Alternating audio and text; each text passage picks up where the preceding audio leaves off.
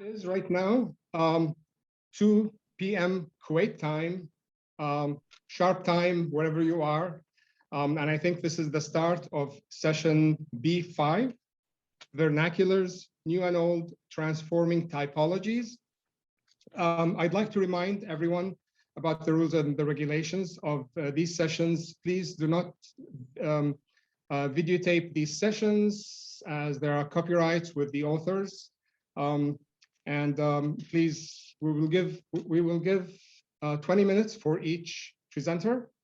At the 17th minute, 3 minutes before the end, I will change my screen to yellow, and then I will change it to red when it's 1 minute left. And we will keep all the questions until the end of the presentations. I believe we have 3, unless the 4th presenter joins us soon.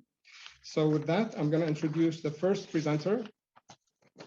We have Debbie Whelan, sorry if I pronounced the name incorrectly, I apologize in advance. Holds a PhD in anthropology, as well as undergraduate and postgraduate degrees in architecture. She currently works at the University of Lincoln, although all of her research work continues to be carried out in South Africa. Her interest involves changing society's social and physical infrastructure, the unseen elements of the built environment. She is an expert in vernacular architecture of the KwaZulu-Natal region of South Africa, has an interest in understanding intangible heritage, in addition to being significantly involved in the current land and restitution of land process in the country. The paper title, The Show and the Show House, Lifestyle Traditions in the Digital Age. Please share your screen, Debbie. Okay.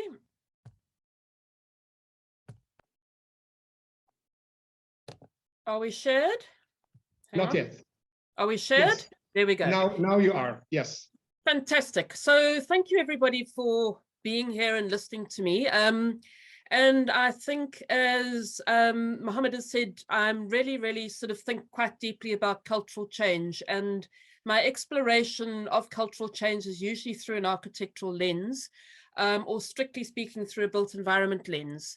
And this particular paper is, to some degree, consolidates a lot of ideas I've had about emerging hybrid architectures in South Africa pretty much in the last 10 years. And it's something which I'm currently working with some of my old students at the Durban University of Technology in developing this into a sort of holistic understanding of decolonized architecture on the southern tip of Africa. So the first thing that's important, hang on, I've got to. So in terms of looking at the abstract, there are a number of sort of standards that we look at in terms of being able to look at architecture in both developed and developing environments. And we specifically, with the thread of this particular conference, look at the ideas of traditions, but then also indigenous vernaculars. And these are vernaculars which are constantly evolving. And I suppose it's the remaking of tradition.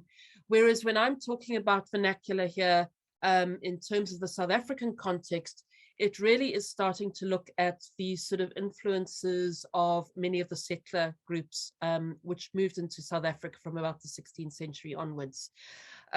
So for me, this is really important because what the sort of series of work that I've been doing is starting to do is being able to start positioning societies at the interface of change, and it's societies at the interface of change of modernity, societies at the interface of change of diametrically opposite cultures with which they interact, and also with multiple ways of seeing.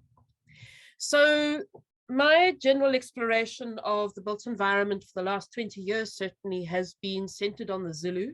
When I studied architecture, our university was, or our School of Architecture was considered almost as an armed wing of transformation, pretty much in the province.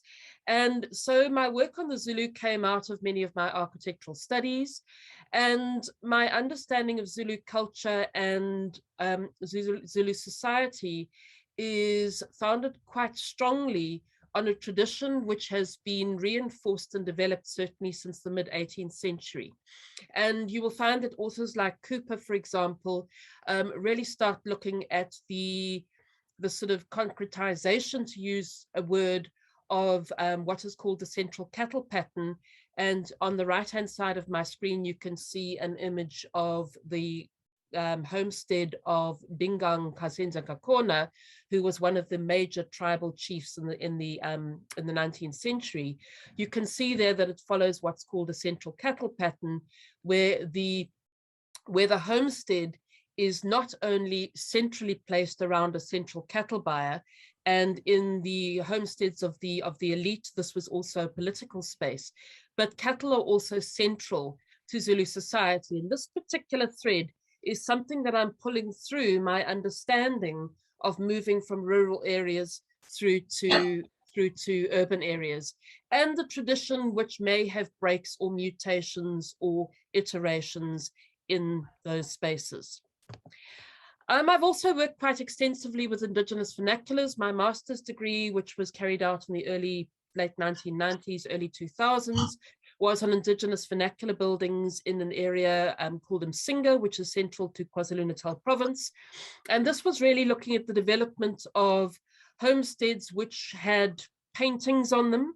And you can see on the left-hand side, there is a very old painting dating back to probably the mid-70s on the edges of doorways into a particular building in one of the homesteads. And on the right-hand side, you can see an image taken by Wyndham Hartley in the 1970s, which is showing you those particular buildings in the central cattle pattern, which is compromised a bit by the landscape, which has forced the homesteads into terraces. But you can see there that the development of tradition, the mutation of tradition into Indigenous vernaculars, presupposes a very willing to take on different ideas, but also to develop those ideas very strongly within quite bounded cultural traditions. And one of the things in this particular area was very specific approaches to beadwork, and the way in which beadwork was able to signify status, hierarchy, and positions in society. So also, and this you can see is also an image from 1997. This is also demonstrating the ability to start moving between rural and urban spaces, but to be able to take some of the really critical dwellings which form part of rural homesteads with people to the townships or to urban areas. So this particular photograph was taken in Tugela Ferry, which is an urbanized part of Msinga, taken in 1997. And one of the things which is important here is firstly the use of thatch. Thatch for many of the Zulu people indicates it's a material which has been traditionally used for centuries. But in terms of thatch, there's a very strong connotation with the ancestors. And so, for example, one of the most important threads which has been carrying through my work is trying to figure out where the ancestors are throughout these whole processes.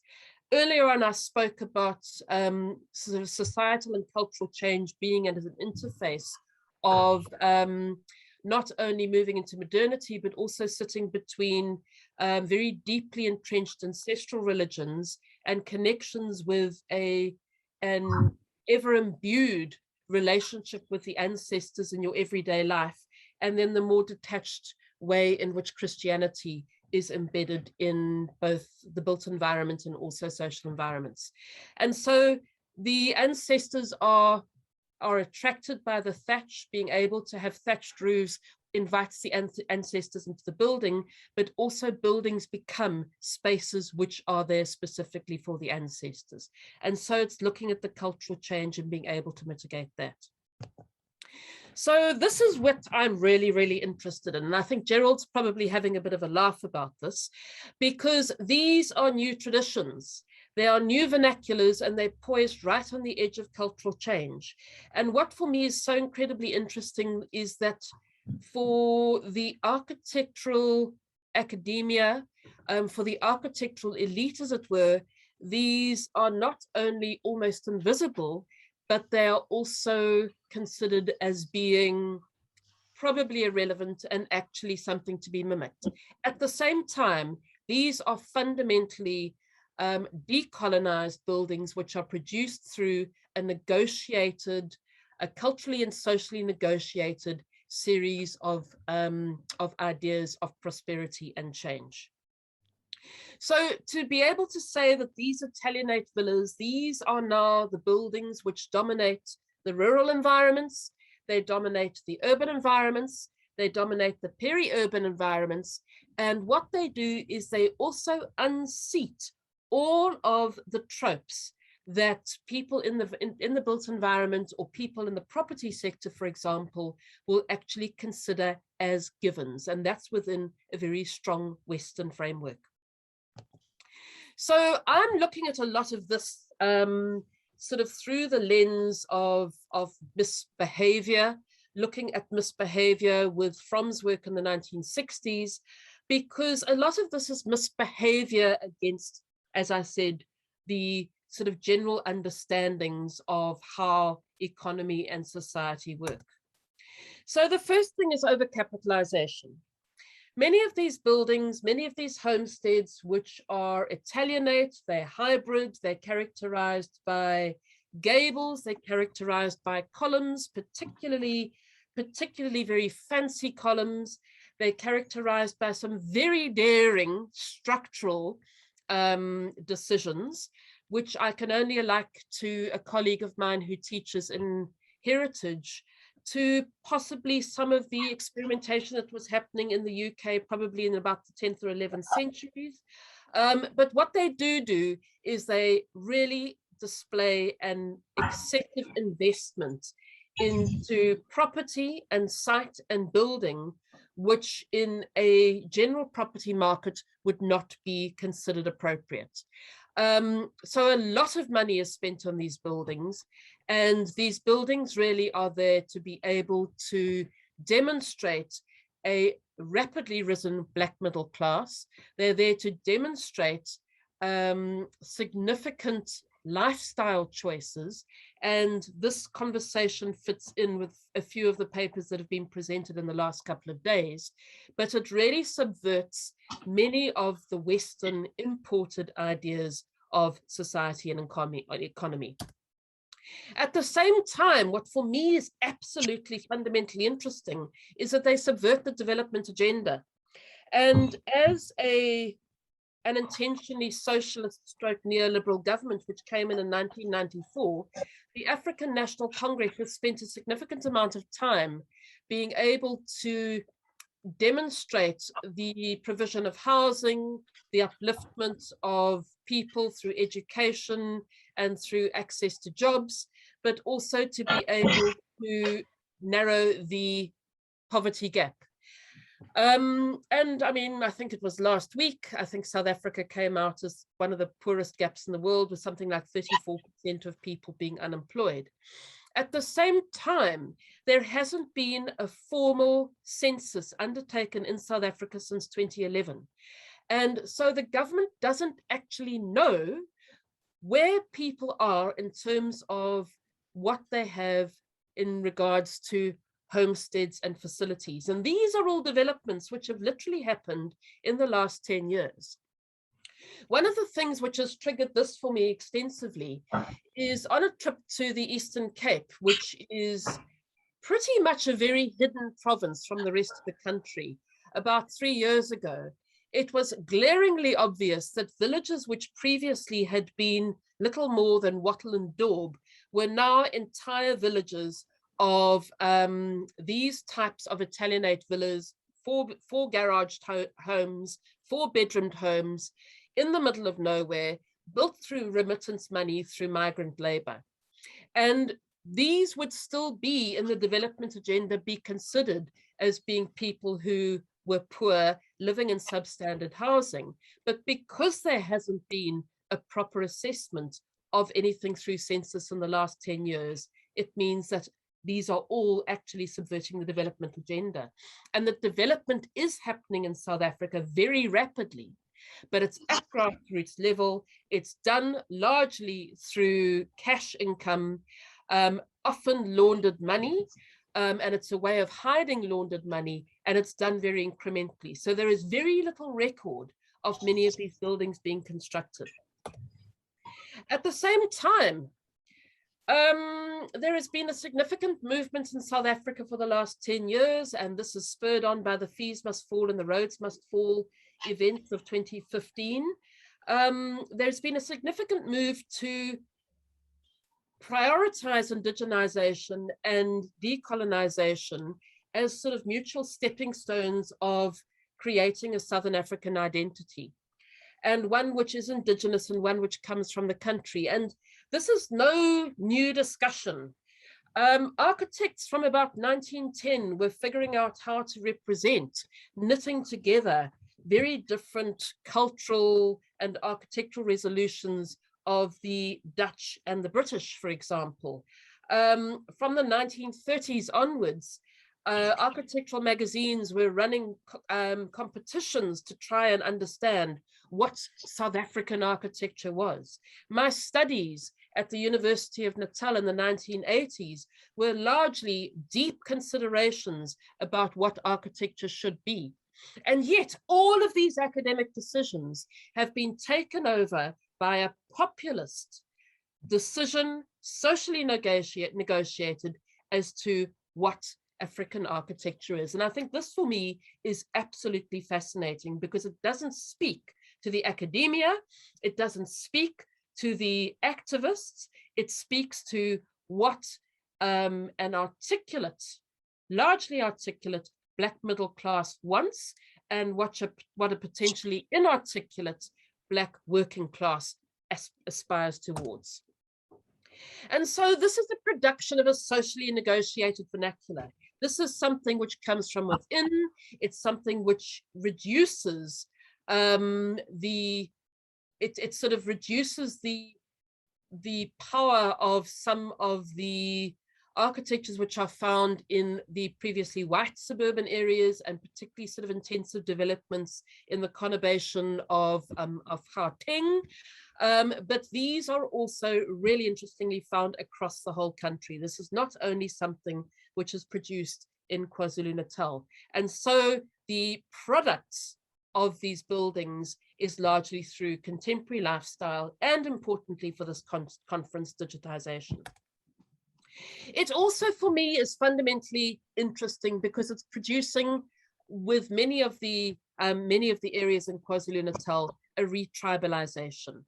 The reason for this is many people of the Black middle class who have been living in suburbs, have had access to suburban land for the last 20 years, are now making decisions to move back into tribal trust areas, strictly speaking, to be able to avoid rates and taxes which are incurred on properties within formal cities. And also, what is becoming really important is to be able to return to tribal trust land in order to be able to make new ancestors. And this is stuff which is coming out of the research that I've been doing with my students, which I think is really important in informing how we as a very interesting contemporary country are dealing with the built environment.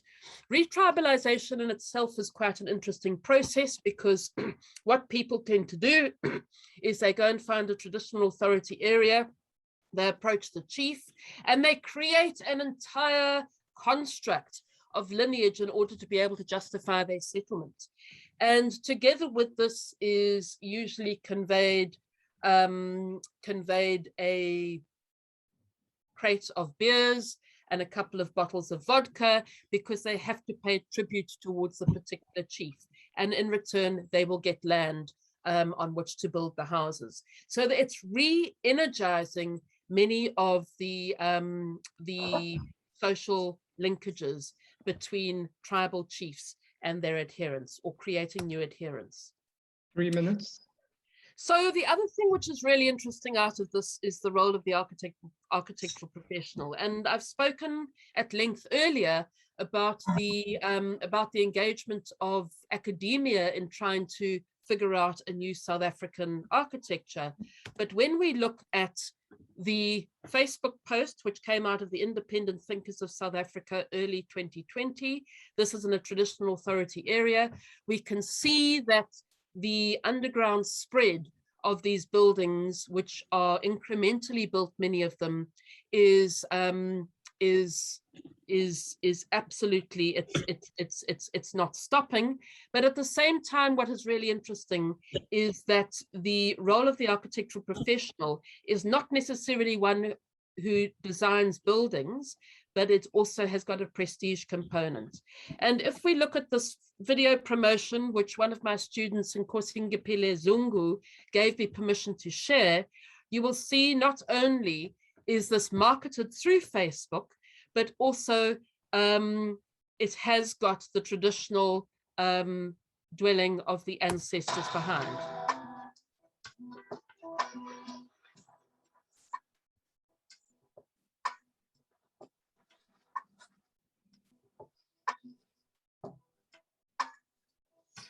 As well as the cattle.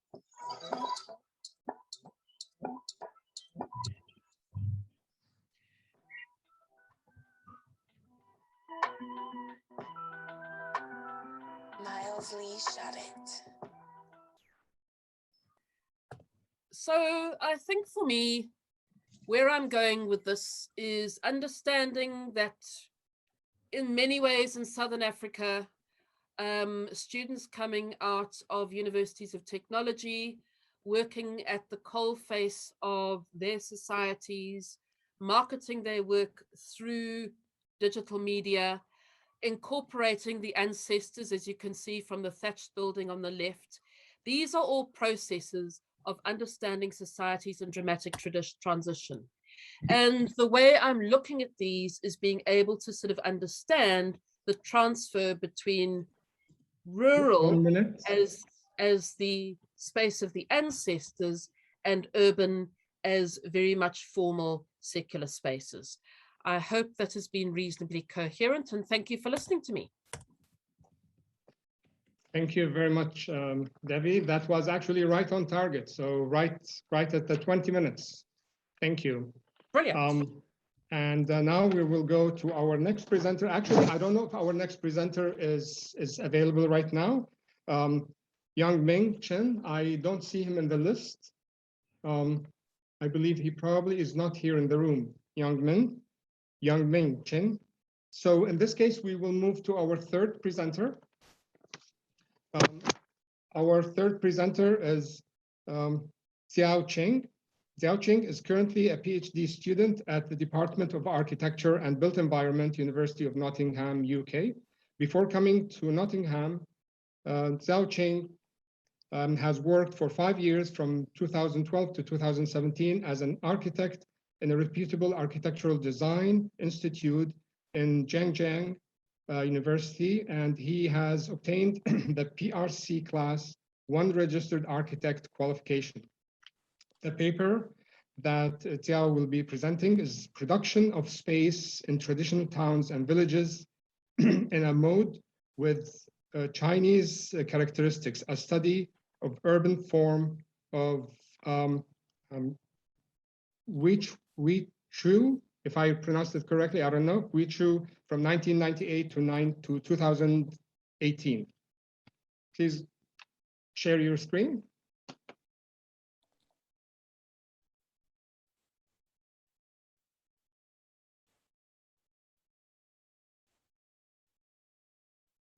Okay. Is my screen has been shared to all? Okay. Thank you for everyone being here and listen to my topic. And the title has been a little bit modified to the production of space in traditional towns and village against the backdrop of Chinese characteristics. And I will use a case study in Huizhou, actually a cultural area in Eastern China to demonstrate my arguments. The first 2 pages you see is a comparison of the, I would say, the obvious form change between the times. The left one is 20 years ago, and the right-hand one is on probably 3 years ago from Google, of course. And you can see in the age of traditional towns, the expansion of the residential districts and other building areas. So as Professor Mohammed has introduced that before I was an architect and I mainly deal with all kinds of forms in a hectic mode. It's very busy, a lot of projects. So when I got the opportunity to study in Nottingham, I came here without hesitation to think about what essentially happened between what I'm doing. So my topic come to focus on the forms, the issues behind the design and issues behind all kinds of forms or architecture forms, urban forms. And specifically, my topic is focused on the areas outside cities, because enough or plenty of discussions have been focused on Chinese cities. And so my topic will change to or alter to the rural areas roughly. So since the opening up or for the past 30 years, there has been profound formal transformation in areas outside Chinese cities, in traditional towns and villages. And the background is that has been it is a result of national political policies, which is promoting the rural development and urban-rural integration. And in my argument, I would say the essence is that a new kind of production space that reflects the efforts to achieve the socialism with Chinese characters in rural areas. And my research question is that for the problem, there have been great poor understanding of this form transformation and the related rituals of tradition in design disciplines, of course, urban planning, architecture design, or urban design. And the aim of this paper is that to see the issues of the changing rural form as a point of departure, to try to build an analytic mode to understand this space production, and also taking Huizhou region in Anhui province as a research field. If you can see the big picture in this page, this is shrinking traditional settlements and the expanding modern residential districts of Huizhou town, or traditional town in Huizhou. First, I'm going to look at the rural form problem and what is Chinese characteristics in this paper. So the rural form problem mainly came from the rural policy since 1998. That is a, consecutive series of strong rural policies from top down, such as building a new socialist countryside and construction of a beautiful village, new type of urbanization, rural revitalization for the latest one.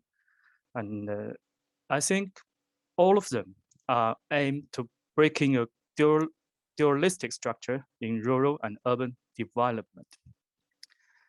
And if you can see, there's a call for cities paying back rural areas, where previously has been exploited by industrialization since the building of PRC in 1949.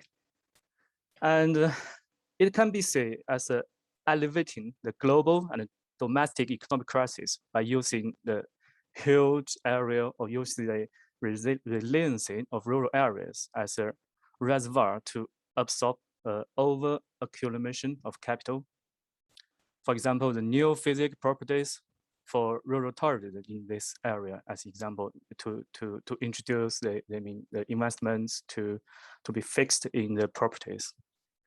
It also can be seen as a stabilization strategy intended to create opportunities and incentives for rural people to remain in towns and villages, not too much people going to the cities for the migrant workers, as an example. All of this has caused a huge increase in the construction of fixed capital assets. For this background, there's a fundamental great response from designers. They saw there's a great opportunity to support rural areas through design, and there's also a great wave of design going to a countryside with theoretical knowledge, often in conflict with local realities. There's a a traditional Chinese saying that they are compose a song by pretending sadness first. They often construct problems, not solve problems there. So what do they bring to the rural areas is in building configuration or settlements, layout, and the urban form. This is what they engage with the form there. For example, urban planning also holds a macro political view, and architecture design, which has been overly individualized, and there's a form of anarchy there. And urban design, interestingly, there's no urban design in rural area of China for many years. Urban design has been only contested in the city areas. It's yet to be, implanted in the rural areas. So when design facing rural areas, there's also deep contradictions and wider divides between various stakeholders if we see beyond the issues in design.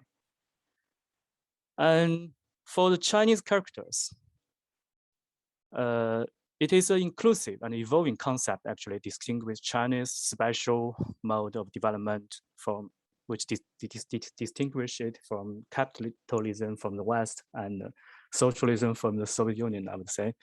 And also, it could be a theoretical innovation, a practical innovation of Marxism and the scientific socialism in response to the evolving Chinese realities. It has also been applicable for the contemporary times or the realities in China now. So if we say specifically in rural areas, the institution of a socialist market economy and some new policies for the revitalization and governance. This is what I call the Chinese characters in rural areas.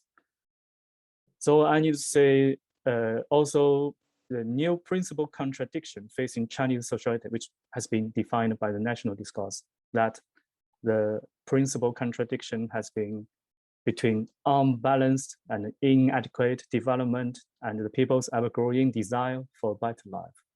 So this is all the background. And if you can see the two pictures in the left-hand side, it's a traditional street in the Huizhou area.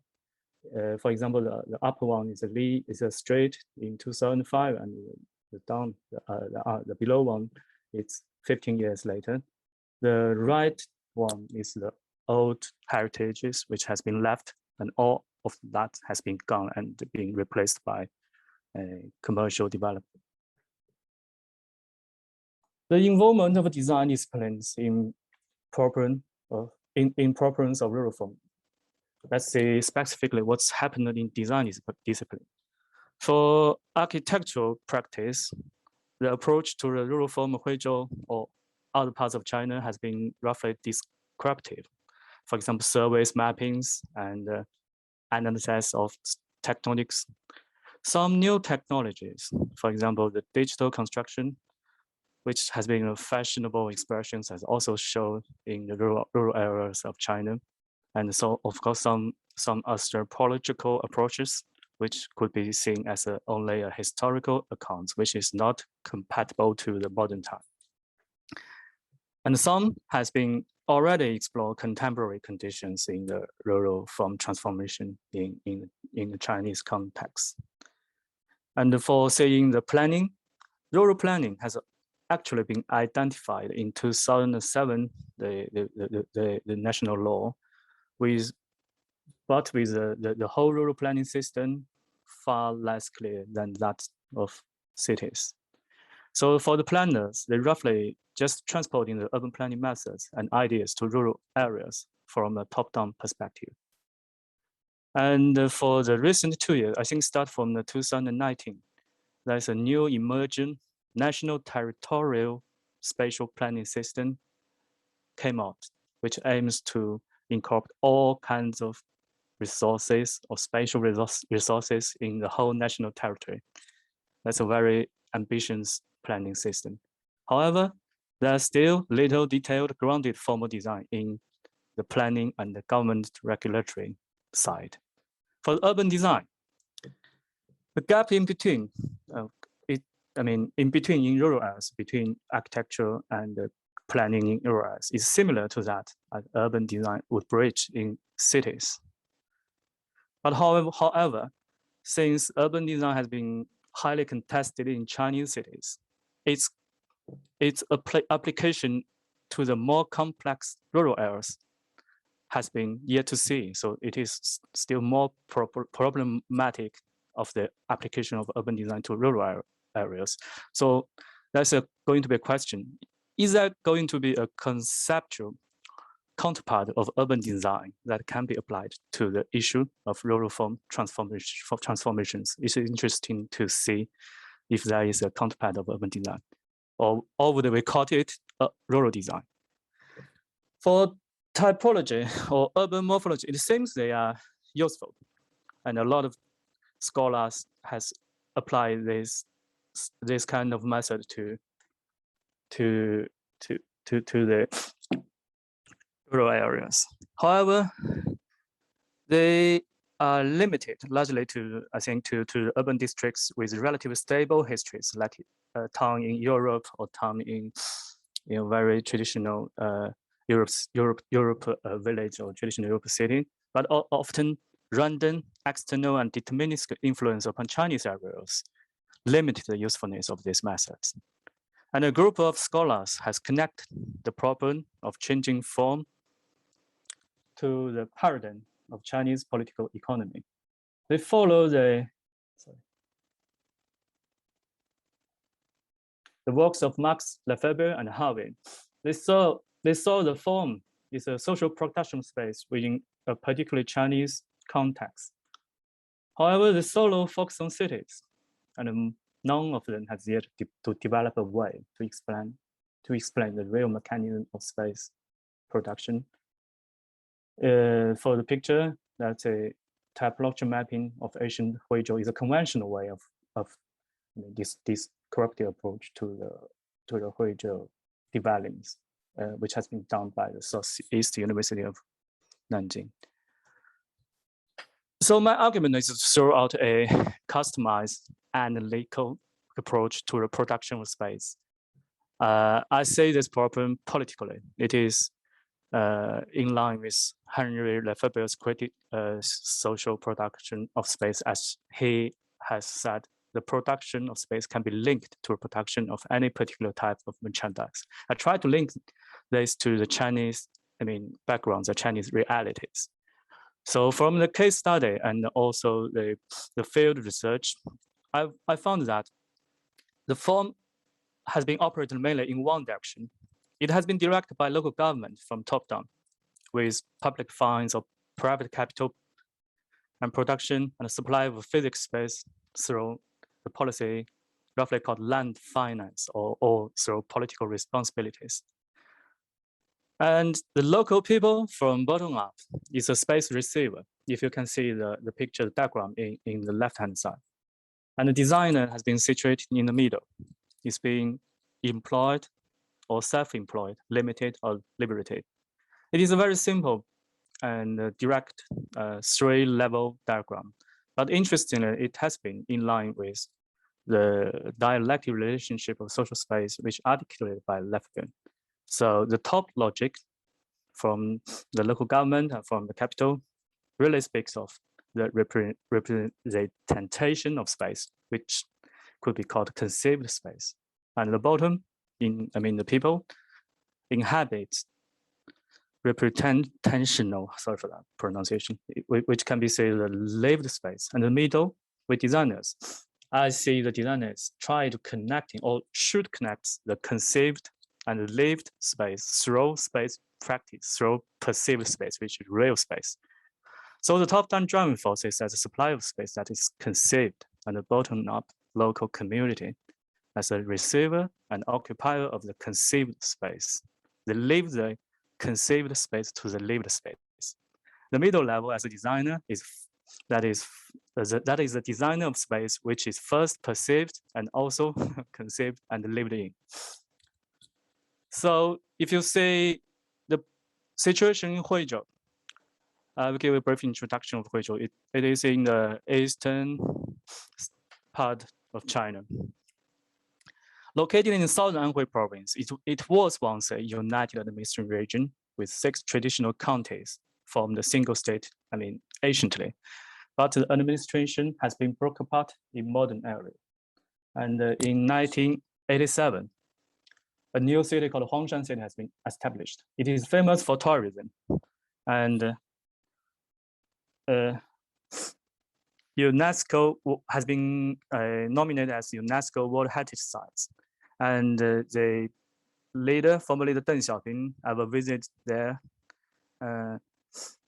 to encourage the local government to better play Huangshan card, to better compose Huizhou literature, which has been a strong local mentality to celebrate the role of Huangshan Mountain and compose a strong emotion or mentality of Huizhou culture.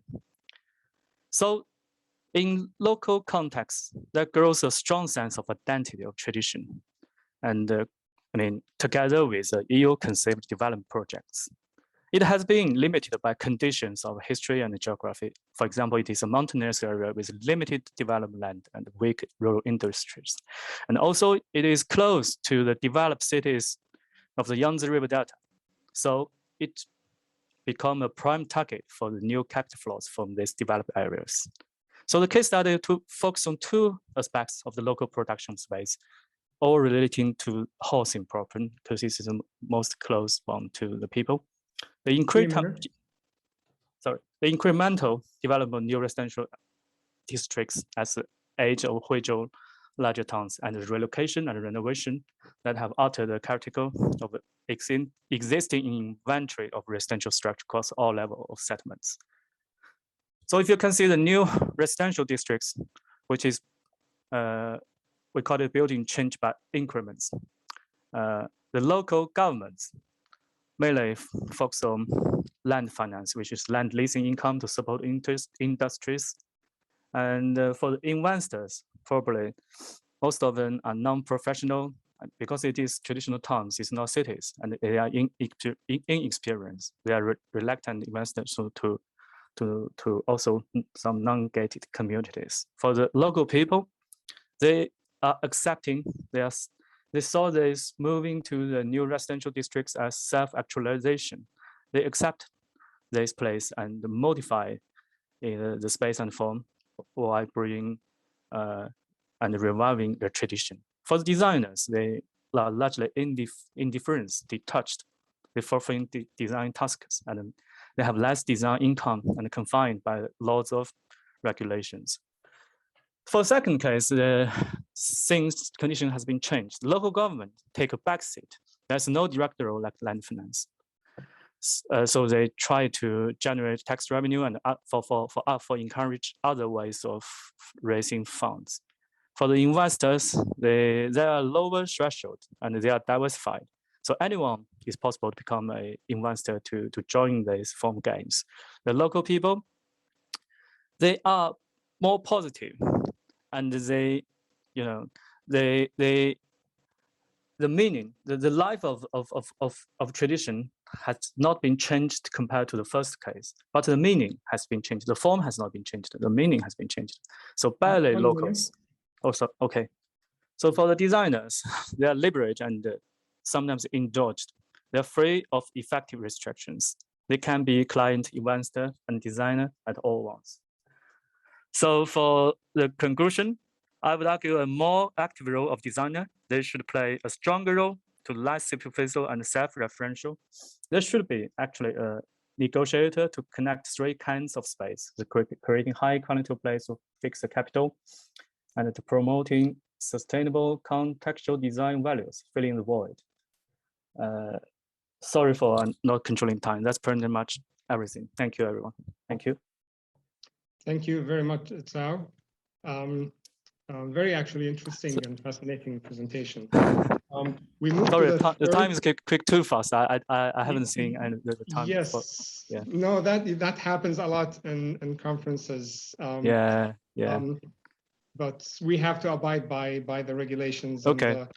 So I'm going to end sharing of my screen and let the third presenter to come. Thanks. Okay. Thank you. And we will have plenty of time for discussion afterwards, because we do have only 3 presentations today. The 4th presenter I don't see in the list. I don't see him showing up yet. So I'm assuming it's just the 3 presenters for today. So with that, we come to the 3rd presentation by Professor Ali Raouf. Ali Raouf is an architect, urban designer, and planner interested in research and practice related to architecture and comprehensive sustainable design and urban planning. His work focuses on research within the domain of theory, criticism, creativity in architecture, and urbanism. He has published 105 journal-refereed papers, critical reviews, essays, in addition to books and book chapters. And he has delivered lectures and presentations in over 25 countries. Raouf is a visiting professor at HBK University and acts as a head of the research and development unit at the urban planning section in Qatar.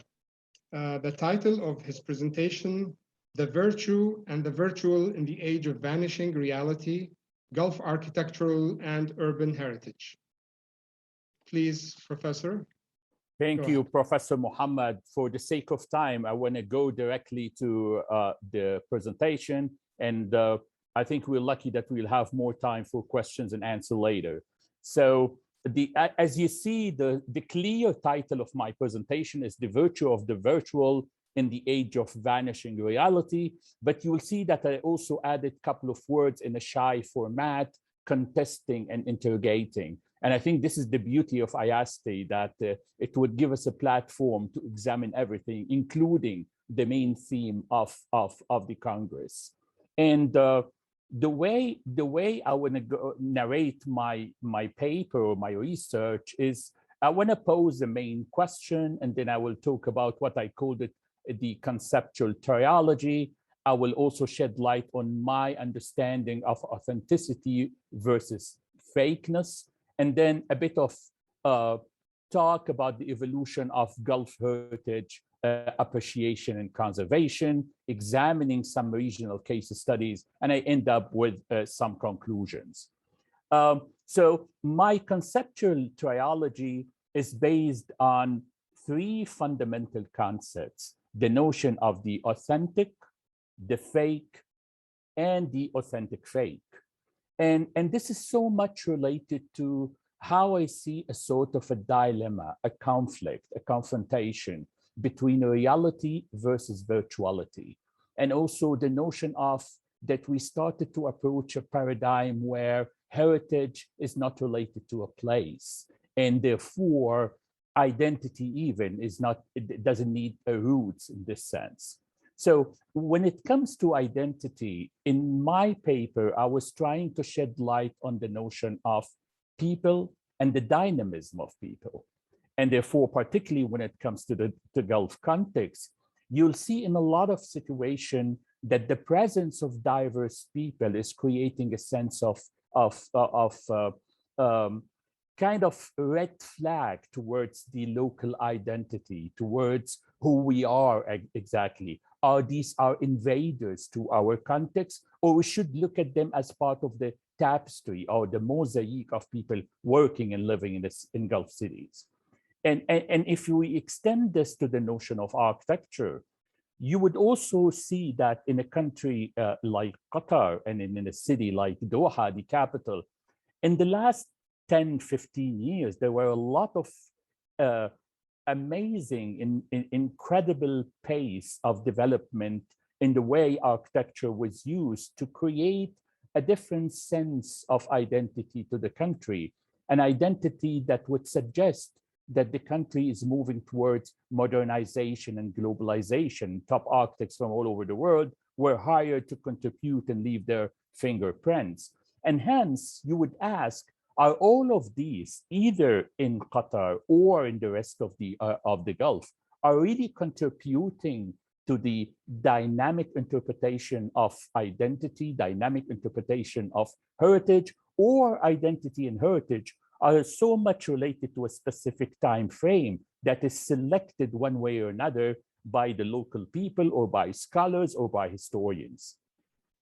And what is interesting, that even the way the country exhibited its identity through stamps, for instance, is in itself witnessing an interesting change. So instead of all these stamps suggesting the old heritage, the traditional settlements, the old mosques, Now the country is so proud of very, very ultra-modern contribution to its urban fabric. Particularly, this is the case of the new National Library designed by VERNACULARS.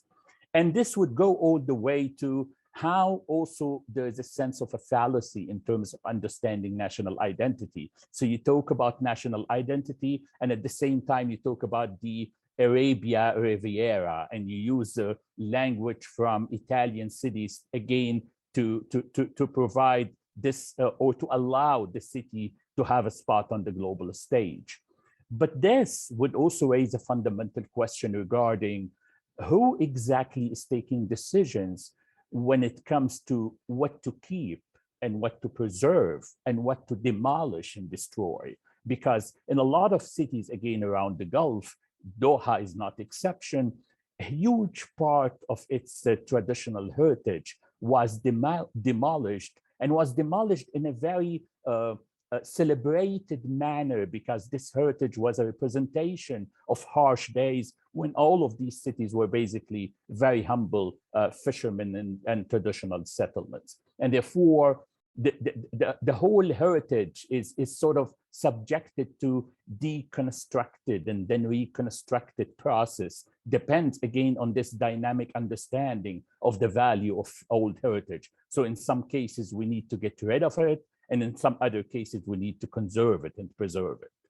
And with that, I would also stress, as I did in my paper, the notion of what I called it the multicultural ethics, boundaries, and choices. We are talking about cities where 80 to 90% of the population are expats. And I'm not exaggerating saying that where I work, for instance, Hamad bin Khalifa University, we have professors coming from 70 countries and students coming from more than 90 countries, and all of them are mingling in this knowledge center. So I think we need also to look at this as a sort of an asset rather than a threat. And in this sense, when we talk about identity, I think the dynamism that I'm calling for in the paper is also related to listening to the voice of all these people. And the second interesting concept that I was investigating in the paper is related to this notion of the vanishing reality and the virtual. And I want to touch here upon the notion of copy. And my dear friend and Professor Nizar Sayyad used beautifully in the end of the first keynote speech, the example of the Statue of Liberty on the stamps. And here I would use also on the notion of the copy, the pyramid, and how the pyramid is also replicated in Las Vegas. But what is interesting is that group of architects and archaeologists in Egypt are doing now a sort of a campaign and a legal battle to sue Las Vegas Luxor Hotel for imitating the pyramid. And while doing that, they actually created a legitimacy for the copy, and without understanding that the copy is gaining more legitimacy and more reality because of what they are doing, and considering that the hotel is a threat to a 5,000 years pyramid. The same story goes with the Eiffel Tower. And Nizar also talked about that the number of people visiting the tower, the fake tower in Las Vegas, are by far more than the people visit the tower in Paris.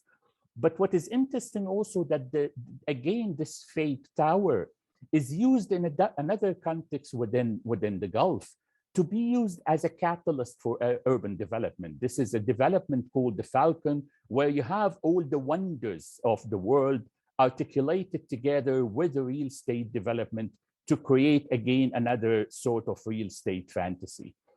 But again, the notion of the authentic versus the fake is interesting in this example, because this is an example where a very humble person who used to be a postmaster, and after his retirement, because of his unconditional love to his wife, he decided to build her a tomb so similar to Taj Mahal.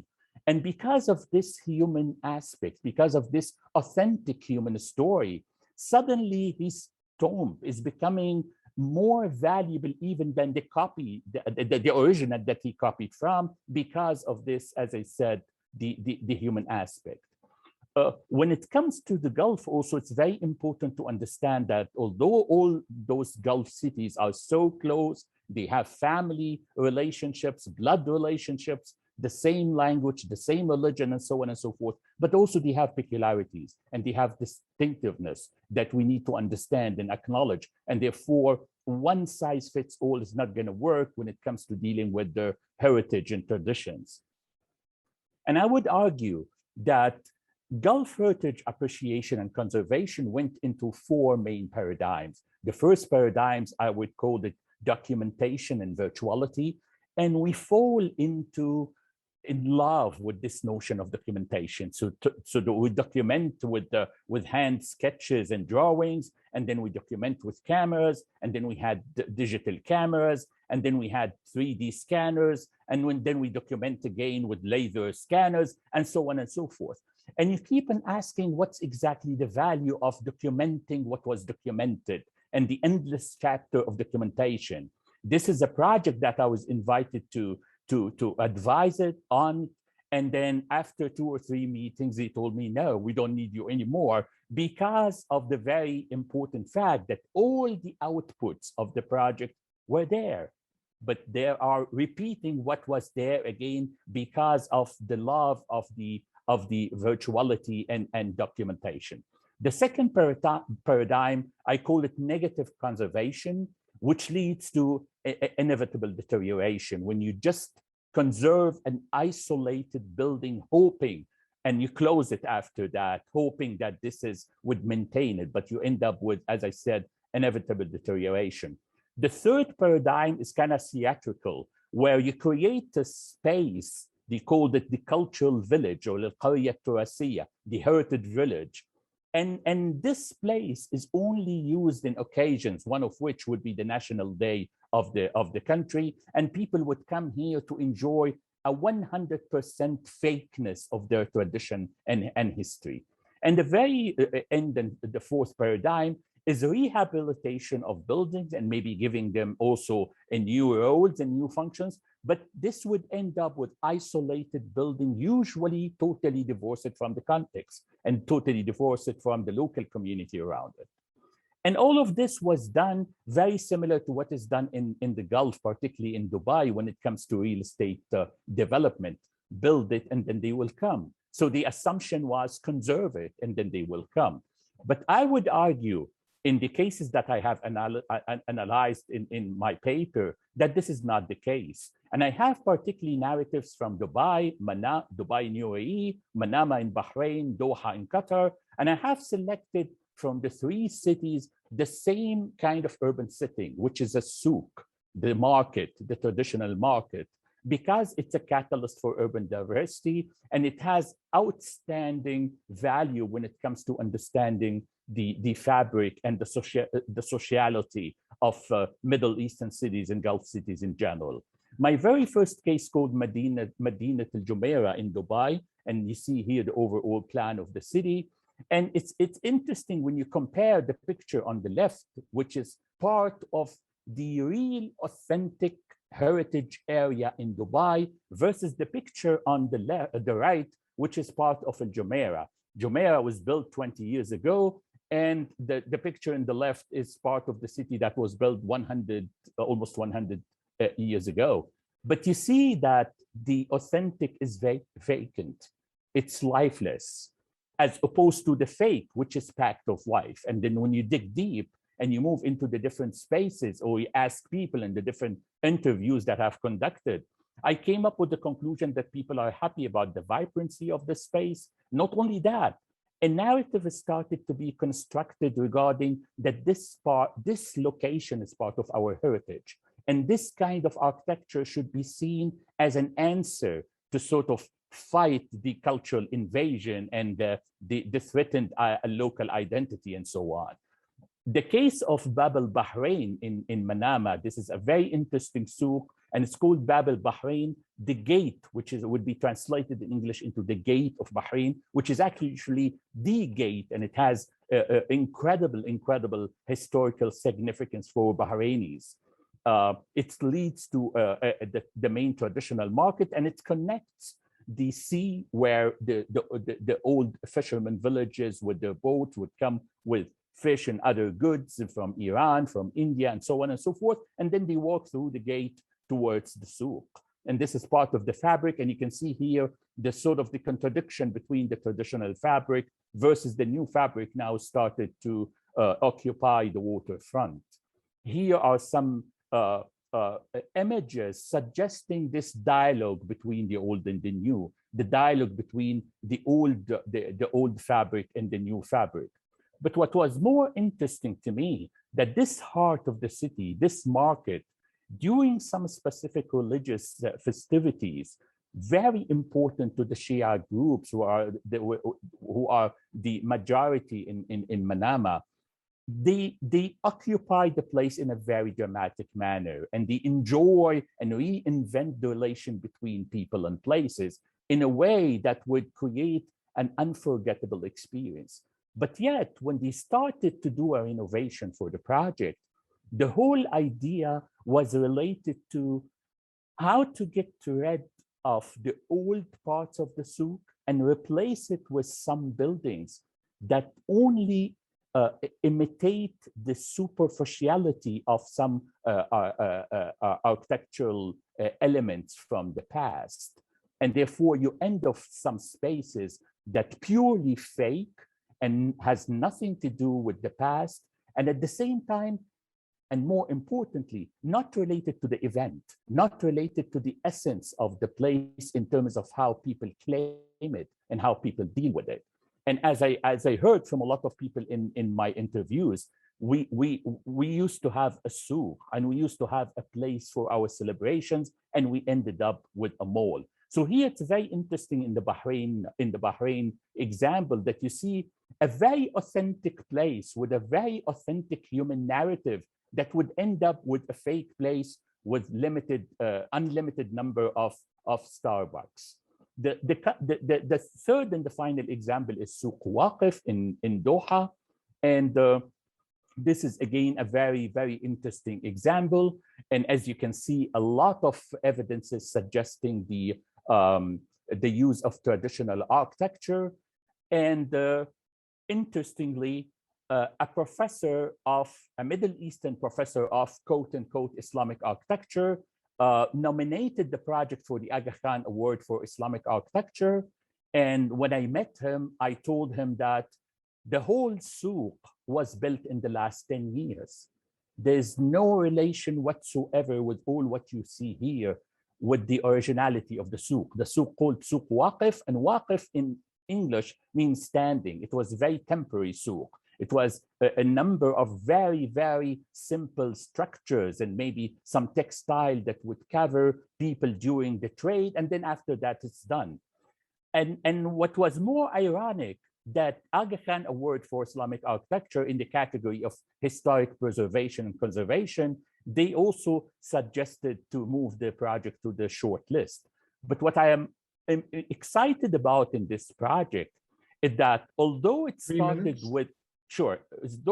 with a very fake approach, but the notion of the importance of people, the notion of giving people a different kind of experience when it comes to walkability, when it comes to buying things, when it comes to stopping and having a good time in a very social spaces, ended up with transforming this place into one of the top destinations in the city and the country. Not only that, it is perceived now as the local identity of Qatar. And even a lot of scholars are writing about the project as an example of how we should preserve our heritage and maintain it.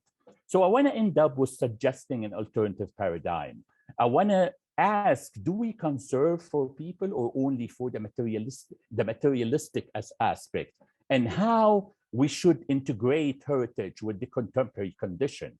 So, therefore, I would call for post-conservation paradigm, and the features of this paradigm is to go beyond authenticity and fakeness and go beyond heritage for tourists and moving more towards integrated rather than isolated heritage areas and buildings, and using heritage area as catalyst for holistic urban development and the positive heritage of conservation by moving away from monumentality to museum-like environments. And therefore, I would go for conservative, integrated, and people are already there. But the condition here is to provide vibrant and livable and entertaining connections with the past, new spatial experience, a positive dialogue between the old and the new, cross-generational approach, and to encourage the youth to enjoy the cultural continuity and the behavioral and cognitive values, which would help in constructing a more dynamic notion of authenticity. And thank you so much for having me. Thank you very much, Professor Ali. And these were three very fascinating, very interesting topics, and the thread that connects them is with the concept of transformation, with the title of the session, vernacular, old, new, transforming typologies, is very fitting. And I'm not going to start with questions from my side. I'll see if the audience would like to have questions or any comments from. We have plenty of time for now, since our fourth presenter is not with us. Any questions? And let me see the participants. If you have any question, you can raise your hand or open your mic. I do have question that I can start with if still no one wants to start. Well, Mohammed, this is Mark Gillum. Oh, Mark, go ahead. So yes, those were great presentations. I really appreciate it. And the question is for Ali. Ali, I don't even need to watch yours because I know yours is always going to be fantastic, both your presentation and your paper, and really the organization of the theory and your willingness to just make broad conclusions and recommendations. I certainly appreciate that. The question has to do with authenticity and fakeness. So you use these terms. And if, in fact, people are using these modern environments that would potentially be considered fake, but if they're using them, how would that be different than authentic? Do you understand what I'm saying? Thank you, Mark. Absolutely, absolutely. Thank you so much. And it means a lot to me that you do appreciate what I'm doing research-wise and presentation-wise. You are a true friend and a scholar, and I'm so proud of you. When it comes to your very crucial question, I would argue that it is not the problem of people. I would argue that it's the problem of decision makers, architects, urban designers, and also how the media construct the perception of authentic places versus fake or authentic fake places. In a way that I was trying to present this in my paper, that once you preserve one of the real authentic places, authorities, and I noticed that in a lot of cities around the Gulf, and maybe Professor Muhammad would support me from cases from Kuwait, authorities are not excited about questioning how those places would be a people's destinations. What kind of activities would be generated there? Why not going beyond taking people in a bus, looking at it and leave, instead of putting it in a sort of a catalyst, a sort of center of development that would create life, literally.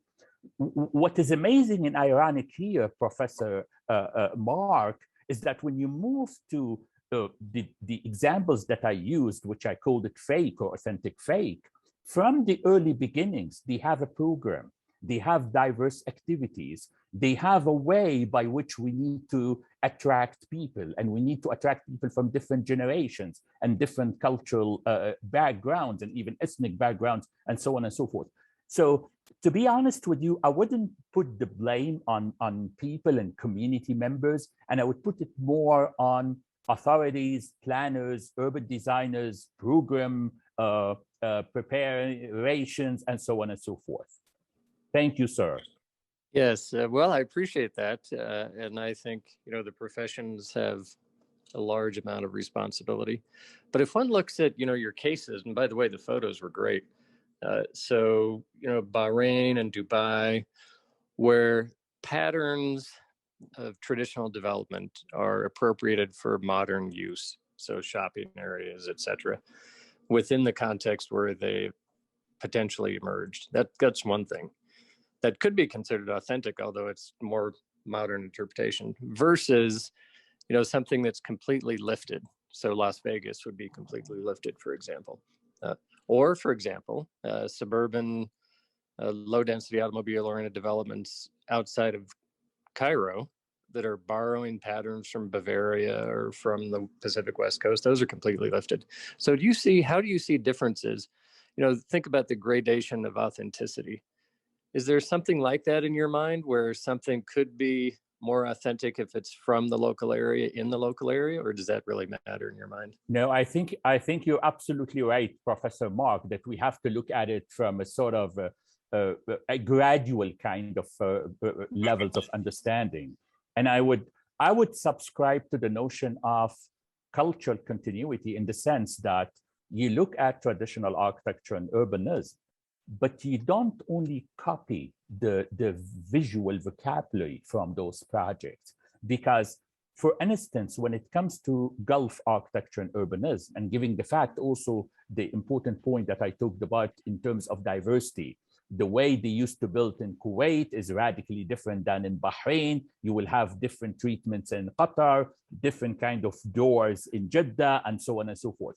But I would argue that what is needed is to look also at the beyond the skin deep kind of approach to understanding and be inspired by Gulf architecture and urbanism. And in this sense, if we started to go into understanding more spatial relationships, more people-place kind of relationships, more kind of event places, how people in the past used to use spaces to celebrate or to get together or to exhibit and so on and so forth.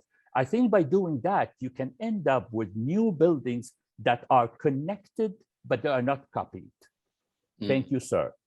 Yeah, that makes sense. Thanks. And then I have one more one. This is for Debbie. Go ahead. Okay. And Debbie, I've really appreciated, the imagery. Really, it connected to the theme of the conference, especially the last few slides where you were showing, the digital fly-through of suburban development compared to the reality. So I'm wondering, Debbie, that the issue of ethics in renderings, how do you see architects, landscape architects, planners dealing with ethical renderings that actually show context and show the reality? Is there such a thing in your mind, and how could that be addressed?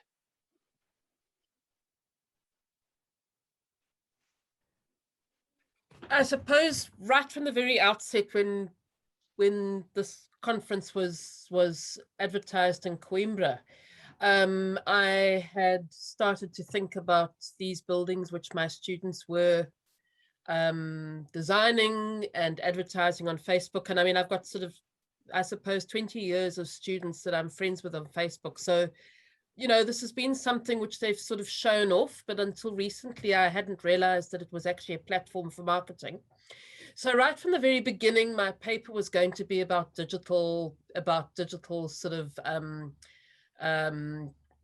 understand. It was basically going to be a methodology of digital mining, really, and it was using Facebook. And so my approach was always from a very ethical point of view. It was about looking only at Facebook sites, which, like the Independent Thinkers of South Africa, is an open public site.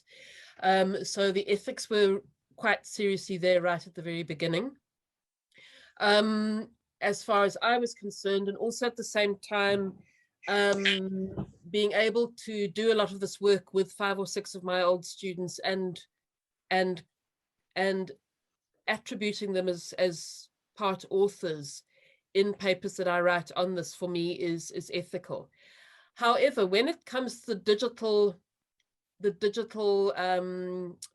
marketing, that many of these architectural technologists, which many of them are, sometimes they're senior architectural technologists, the digital marketing and the framework of ethics, as far as that's concerned, is very, very muddy water. And I think that whilst, again, ethics is something which sits within the realms of academia, and I can deal with the ethical approaches myself in terms of what I mine and what data I present, it's really, really difficult at the interface of social media to be able to really control any ethical spread of information. And I mean, fundamentally, I think what's really important is that many of these students, this is their way of marketing themselves. It's all digital, and they pick up jobs from friends who like friends who like friends on social media. So it is a sort of contribute and share. There are also probably much thornier issues about the use of AutoCAD and Revit, etc., and whether they're on student packages or whether they're on full authorship packages. I hadn't thought about any of these at all. But Mark, that's pretty much all I can answer at the moment, because this is quite a sort of ongoing, mercurial, totally Debbie undefined beginning and end, you know. There you go. Yeah. Well, thanks, Debbie. Thanks for the presentation. We do have a couple of hands raised. Badur, I don't know if Badur is still raising her hand. No, my question was answered. Thank you. Oh, okay. All right. Okay. Perfect. And then we have Mike Robinson. Hi. This is really for Ali. It's a comment, but I think it's nice to see you, Ali, and thanks very much for your presentation, and thanks everybody. But it's more a comment, and perhaps it pertains to a number of the papers, is that, as usual, I think planners and developers and development authorities are usually quite a way behind the public and the communities. They're usually sort of stranded a few years behind in terms of how these things change. And it's, you know, and change is quite rapid now, you know, particularly generational change.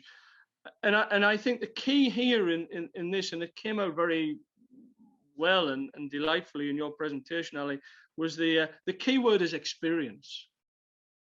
And it's trying to sort of, you know, I'm always fighting against the binaries that we invent between, you know, fake and authentic, between tradition and modern. You know, I think one of the things that, you know, for those of us who've been involved in these conferences over a long period of time, you know, we always use this term tradition. Tradition is messy. It's just fundamentally messy. And I think as soon as we try and use these terms, and we even try to adapt these notions of typologies, we just create more mess, and we just sort of prolong these binaries in a sense.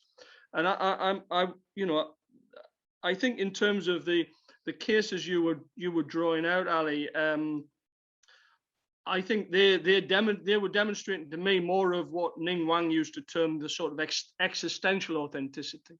You know, it's about what's actually there, and tourists see beyond these things, and visitors see beyond these things, and communities see beyond these labels, in a sense. So it was just something I sort of picked up. And if we talk about transforming typologies, well, you know, maybe what the most radical transformation is not to use typologies here, and to try and again try and sort of embrace the messiness and the experiential aspect of all of these things. So so it wasn't really a sort of a question. It was just something that came into my mind, you know, and listening to these things. But again, thanks very much for everybody's you know, presentations. Can I just respond quickly, Professor Muhammad? Yes. Thank you, Mike. It's been a long time. How are you, my friend? I'm good. I'm good. Excellent. Excellent. Can't agree with you more when it comes to the notion of experience. And quite honestly, Mike, in the 3 cases, I was really astonished that people's perception, and not talking about tourists only. I was so much excited about the local community. And when I say the local community here, I mean, as I said before, people coming from the country and also expats living there. And I was so much astonished with the notion of how they feel about the place, how they interact with the place. And this is why I use the word experience. And I totally agree with you regarding that. Thank you so much. Debbie, I think, raised her hand. So I think just to sort of, I suppose, in some ways, connect all three of our papers. I've done quite a bit of work on authenticity in South Africa, and you know, authenticity is one of those thorny things which is absolutely fantastic in the sort of Western paradigm, and in the sort of ICOMOS paradigm of the tangible.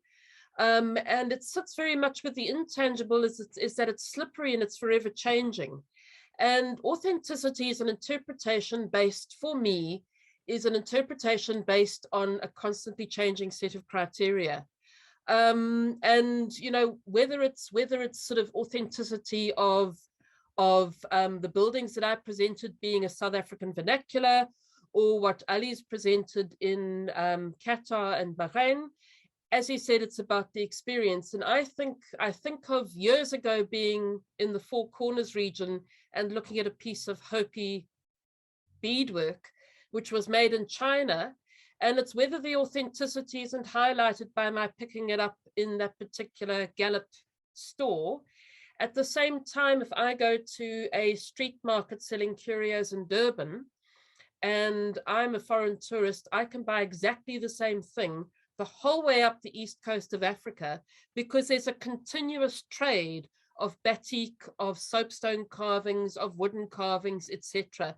And they, in a sense, are authentic to the entire East Coast.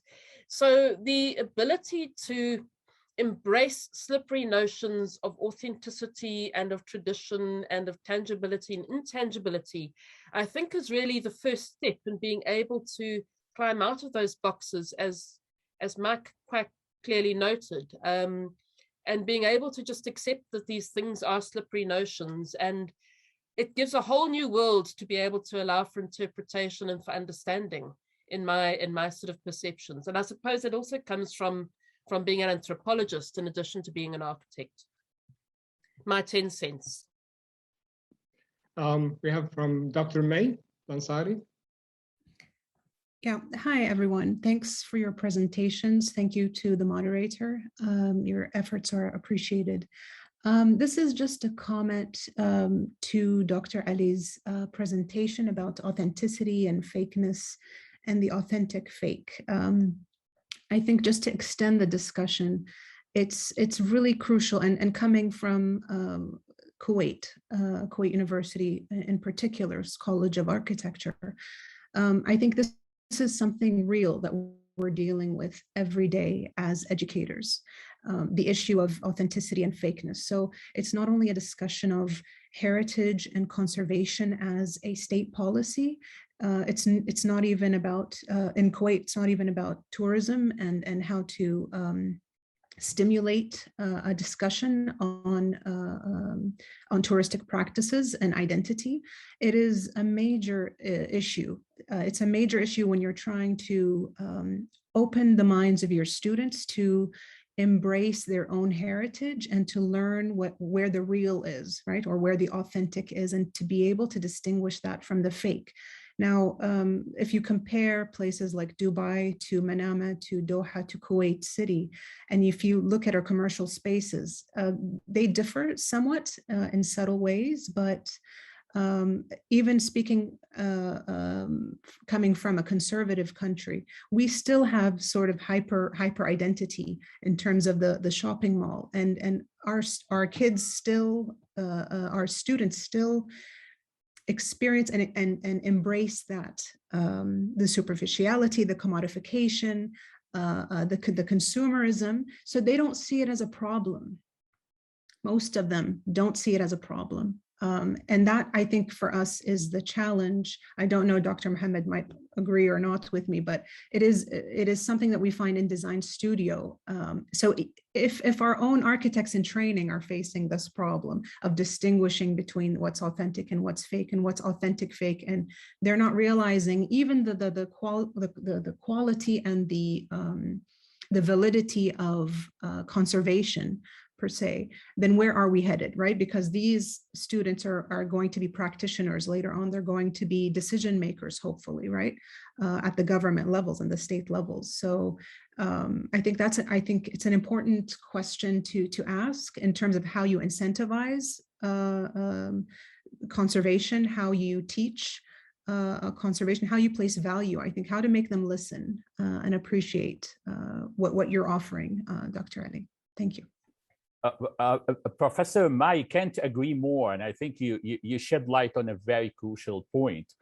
But let me add to what you have said also something very interesting from my own experience, because the beauty of this fakeness, and particularly the authentic fake, is that, as I said, it helped the students and it helped the local community to create a new narrative of their local identity, a new narrative of their local heritage, to the extent that they believe in it in a very radical manner. And I would share with you my experience. Last year, I gave in my course a lecture so much related to my analysis to Souq Waqif, and that they only started building it 15 years ago, and it has nothing to do with the place or how the souk used to look like, and so on and so forth. And a couple of days after that, I had a call from the dean telling me that number of your local students provided an official complaint that you are attacking our history and attacking our heritage. And wow. I told him, give me only one day and I would fix the situation. And in my next lecture, I invited the local architect / designer who did the souk. And he told them that all of this started 15 years ago. It has nothing with the originality of the souk. And Professor Ali is absolutely right. Although they bought the story, but still some of them, they have a lot of hate towards me. I'm just sharing this to support you, Professor May, and say that literally we have huge challenge, particularly when the local community started to establish a patriotic narrative, a sort of this is our place, this is our history. And they don't want to listen to anyone that would say, well, you know, excuse me, this building was built only 4 years ago, or this Wikala was built only 2 years ago, and so on. Thank you for a wonderful insight. Yeah, this is the role of the College of Architecture at this moment, and Dr. Mohammed is nodding, right? We are the scapegoats, basically, in the state of Kuwait, right? Because we are in that position of making everyone aware of what's happening, the reality of it. So thank you. Thank you, Dr. May. I actually, if I may, I'm going to say an anecdotal story 12 years ago. I do have a question for Tzal, but after this anecdotal story, when I first came back to Kuwait University, I was teaching theory of architecture. And one of the lectures, I brought out the fact that in Kuwait, we don't have a single full neighborhood that's intact from our past. And here, one of the students, she's a third-year student at that time, or third year, she raises her hand and she says, no, you're wrong. We have Yom al-Bahar, which is a fake mini village that was created to replicate an old neighborhood. And the scale is 30% shorter than the actual scale of the actual neighborhood. And she totally believed that this was part of the old neighborhood that her family used to live in. And I didn't know if I should cry or I should laugh, but it was a moment that's the reality. You know, it's like facing the reality of once you introduce the fake, you know, there is a danger to the fake. There is a danger to the fake for future generations. I mean, it's okay to live in the fake. I tell my students, it's okay to go to Disneyland. It's fun, but be aware that it's Disneyland. it's okay to go to a fake village, enjoy it, but be aware that it's fake. I think the problem is the blurriness that happens with time between the fakeness and the reality. I do have a quick question for Xiao. In one of your slides, I think it was the Liang Street. It was, yeah, you can hear me. It was fascinating that the transformation, the process in that area is top down, where the government is doing that new beautiful towns, correct?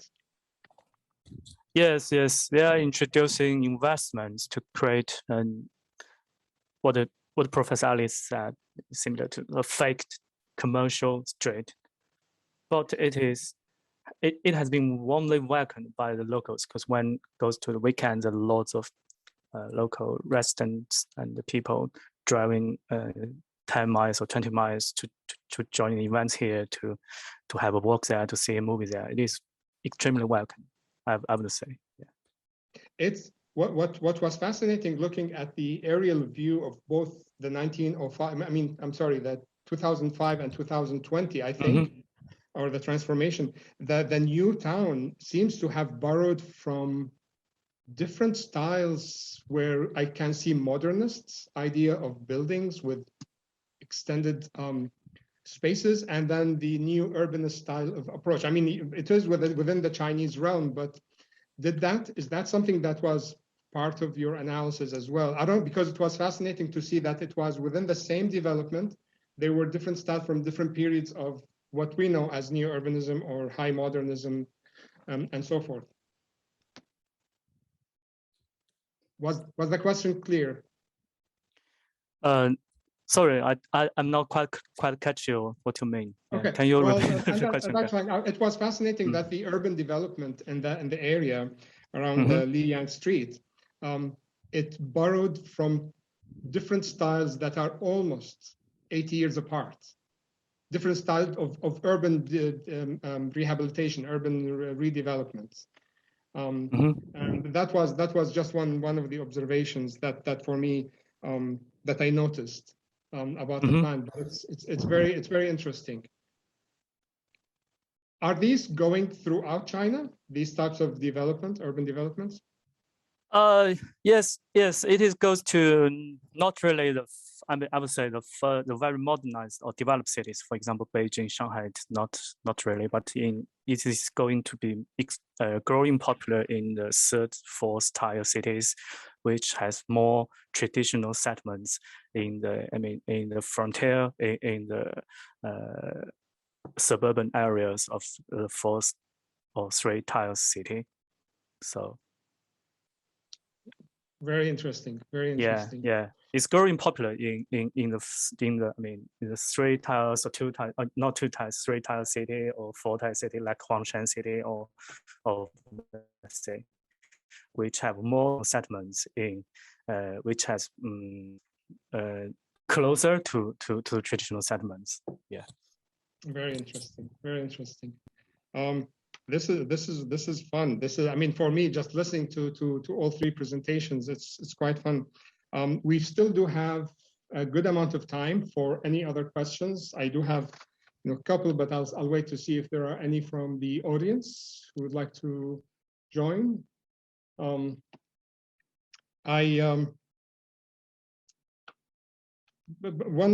quick question to Debbie, that when you were showing the transformation of the houses, and you're looking at the houses, and you're almost calling it the neoliberal social norms of the country, of this transformation. But this is unlike what Xiao is presenting, which is up bottom. Yours is bottom up. Yours is like from the grassroots, that are people, and that's why you're trying to call it because when you first called it vernacular, I kept thinking, well, this is not vernacular. It's built by an architect. For me, the idea of vernacular, it's a local builders, but you kept calling it vernacular. So if you can elaborate a little bit more about this, and then I have a question about, it's a major transformation from the round dwellings that were on a platform to a more Western style house? So absolutely, I think my sort of big fascination is understanding traditional settlements, which were probably very prolific. I'd say probably about 15 or 20 years ago, if you look at aerial photographs. And also add into that rapid urbanization after 1994, when we got a democratic government. Many people moving to cities, obviously setting up informal settlements, which are square. And my interest is people moving from a sort of circular ambit to a square ambit, and then moving back to the rural areas or staying in the urban areas, but negotiating the square for the secular world and the circle for the religious world. And these are sort of things that I'm playing with at the moment. And I think these are quite important globally, because, as I said, I work with a guy with a guy who teaches in history and conservation, who's looking at these interfaces in the British record, particularly around the sort of Viking period. And I think that these are almost contemporary examples of possibly what was happening at that time. So then the other reason why I'm calling these vernacular is they are, if we look at Del Upton and John Michael Flach, and we look at Paul Oliver, and we use all of those sort of derivatives of how we understand vernacular, and it starts getting very muddy, especially when you start putting things like kit buildings, wooden iron buildings into the category of vernacular. Even though these are designer designed, the designer has got a very peripheral role in the implementation of the building. So the ability to say my architect or the person who drew up my plans is as important as building an orthogonal building, which is very derivative of elements of Italianate architecture, for example. And that plan drawer is not necessarily part of the implementation process.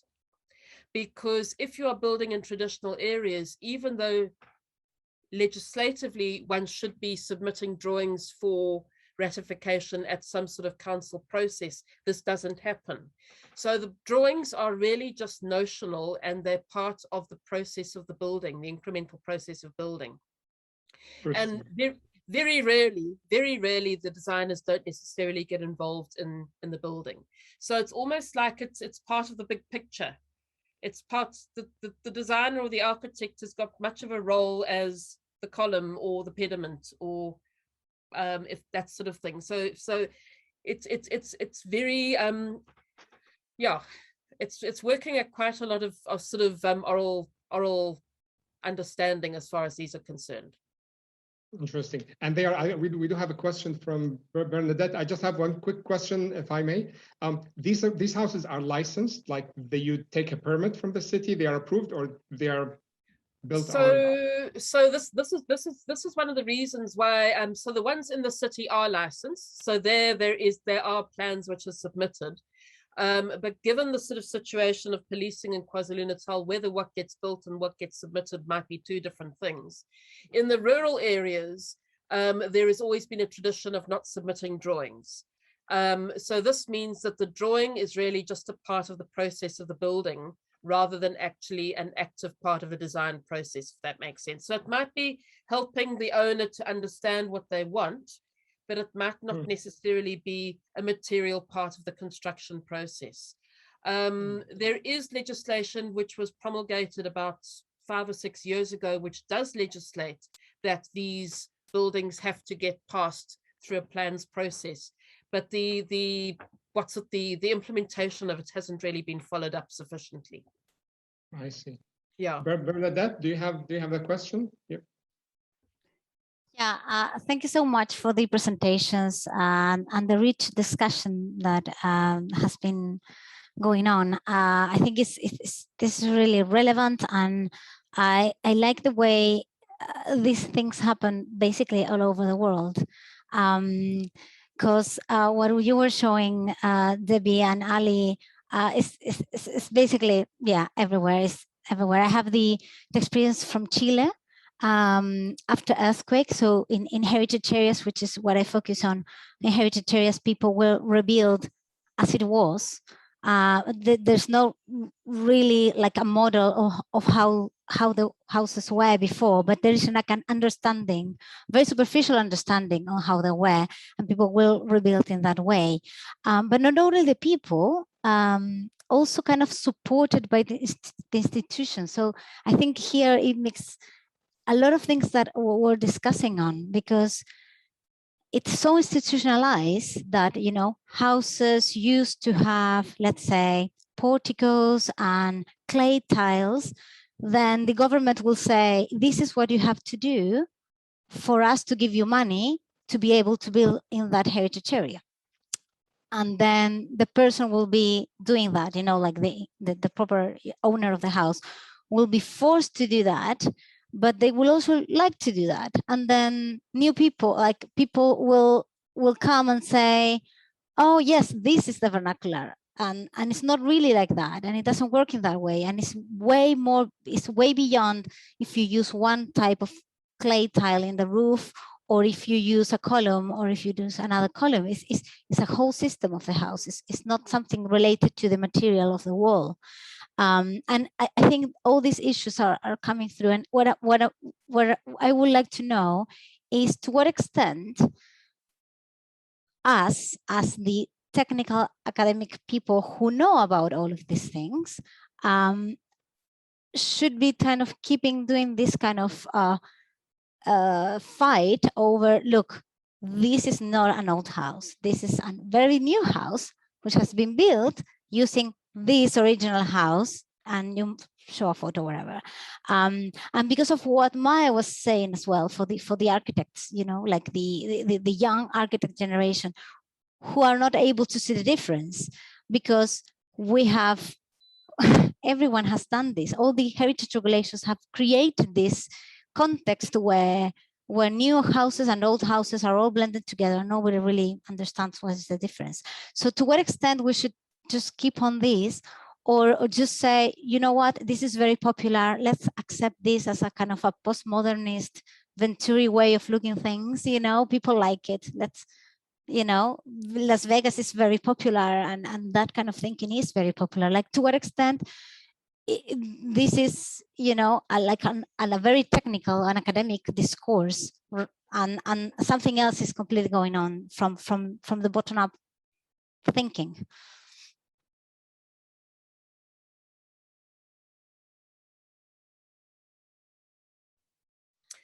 Please go ahead.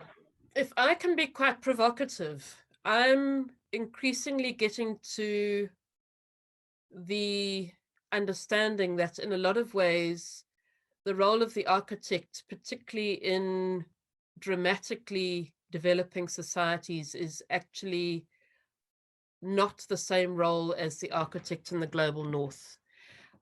Because the voice of authority is so divorced from the reality on the ground. Even if I look at what the RIBA and the ARB are suddenly twigging that we have to do in the UK in order to deal with global climate change, and it's only now, I think that in a lot of ways, architects who not woke, to use a term, are actually going to lose the plot pretty quickly, because society is the thing that seems to be driving design now. Whether it's developers or developers in association with the cities, very, very little of the stuff which is proliferating is actually in the hands of architects. And I think that perhaps architects should think very carefully about what their ambit is and where the profession is actually going. Just to be provocative.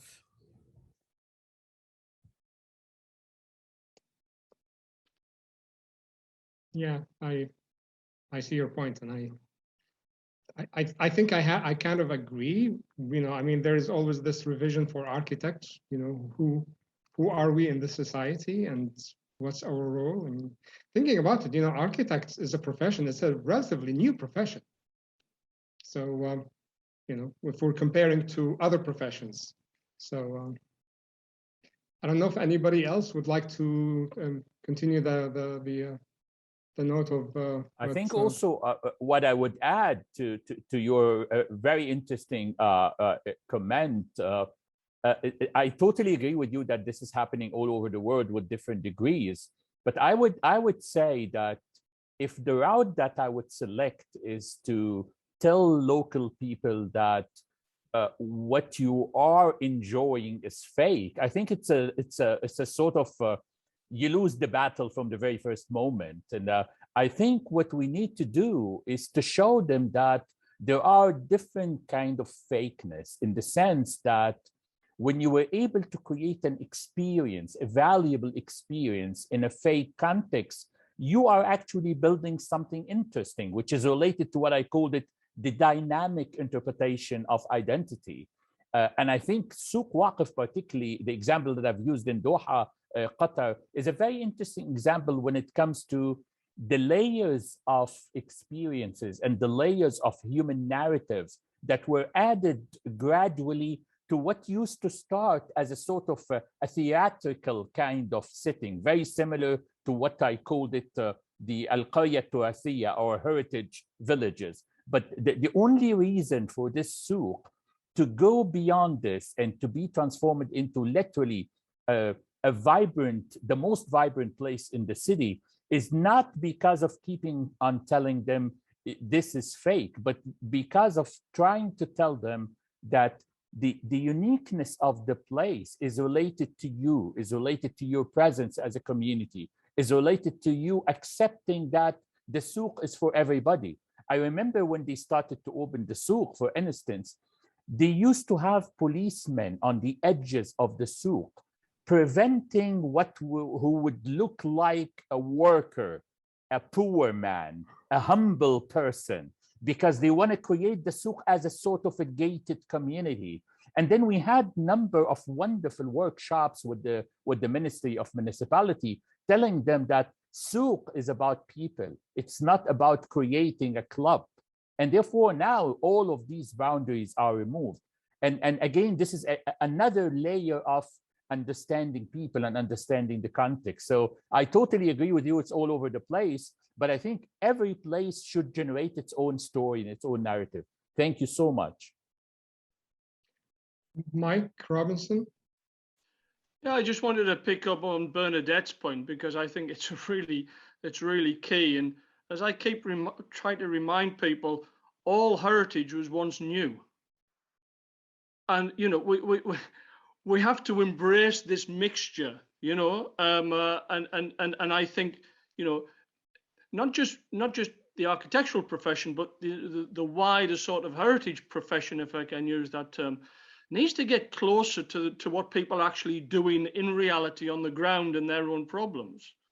So invariably, you will have a mixture of development. You will have the old with the new. The key thing is, as a Democrat, I would say, well, it's about what the local people actually want. And if there's a consensus for that, who are the experts here to say anything different? And we have increased this gap over the years between the sort of the heritage technocracy and local people.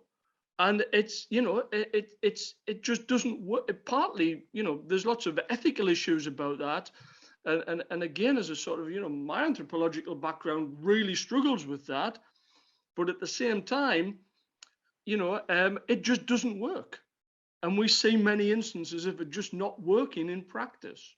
So, the other issue, I think, and again, and I know that we're back to typologies and categories here, bear in mind the concept of fake is the intention to deceive.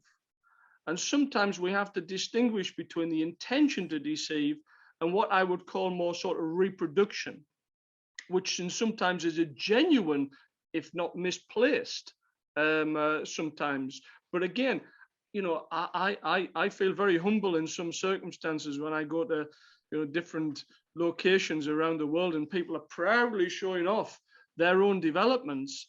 And part of me is you know, wearing a Nicomo's hat or whatever and thinking, oh my God, you know, what would my colleagues say about this? And part of me are thinking, great, fantastic. Who am I to say? If you enjoy living there, and you know, if that's what works, I think that's where we want to be. So again, I would say, you know, we need to close this gap with communities, which we've opened up over the years. Sorry for the rant. But no, that's actually fascinating. And if I may, and we have Debbie as well, but I mean, yes, I agree with you that it's, you know, what do people want and who are we to dictate on them what they should want? But then there is also the danger of falling into the trap of the consumption of fake reality, which is the perfect recipe for neoliberal economist who wants to just sell and sell and sell. And I mean, I'm not saying that we should educate, because I think we need to be educated first, but I mean, there's this line. Where do we stand? You know, do we agree with the consumption of fakeness for the sake of, because almost all of these projects, the one in Qatar, Doha, or any other place, a lot of time when it's about the fakeness that are instituted by the government, it's about creating a consumption, creating more new economy. Debbie, I don't want to take more of your time, so go ahead, please. It's your session. So absolutely, very quickly, and I think a lot of this is actually done in order to be able to present the veil of development and the veil of progress, to use a word that I absolutely hate. But I think for me, I think what's the most concerning of everything, especially with this global climate crisis, is that I've spent the last 20 years in a province in South Africa working on heritage. I worked for the Heritage Agency for 5 years, and I was involved with them for another 15 after that. But I know fundamentally, having tried to deploy heritage projects as community-based projects in order to be able to grow communities and to be able to build capacity and all the other developmental speak, nothing works unless you've got social sustainability. And that is the absolute crux of anything. There's absolutely no point in putting in ground sourced heat pumps if they're not going to be socially accepted and socially driven out. You know, so all of these are connected to social sustainability. And I suppose my retrospective calm with the heritage crisis and all the other crises in South Africa is a matter of 4 years distance of realizing that this is a very contextual issue and that it has to be interpreted contextually. So it follows exactly with what Bernadette was saying.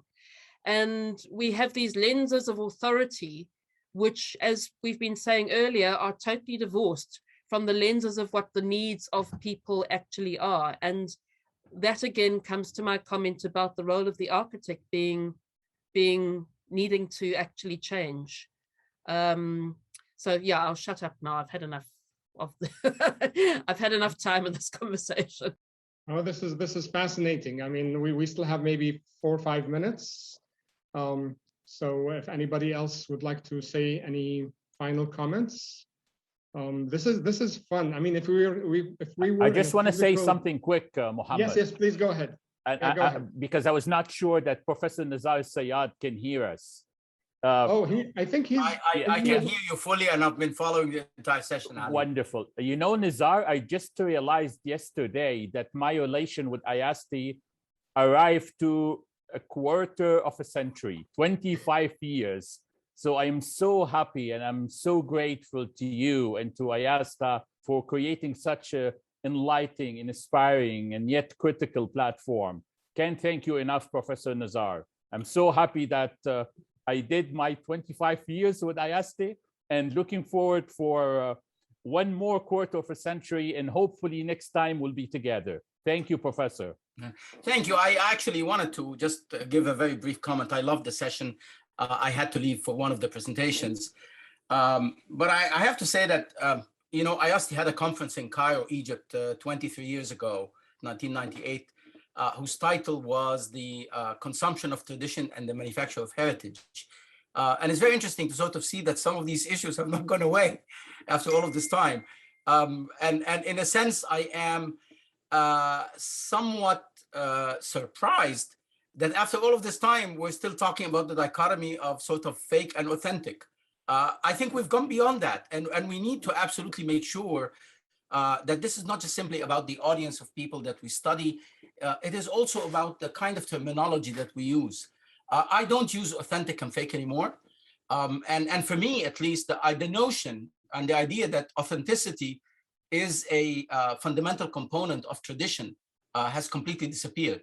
In fact, our conference in Italy 22 years ago, which was called The End of Tradition, dealt precisely with that notion. And I think that the majority of the speakers were addressing the idea that the search for the authentic is not only in the eye of the beholder, it is something that has to be defined and redefined with every single generation. So I'm glad that your session actually raised quite a lot of these issues. And I certainly don't want to dominate any of these discussions whatsoever. So thank you very much. And thank you, Mohammed, for running the session. Thank you for the comment, Professor Nizar. If we don't have any more comments, I think maybe we can take a 4-minute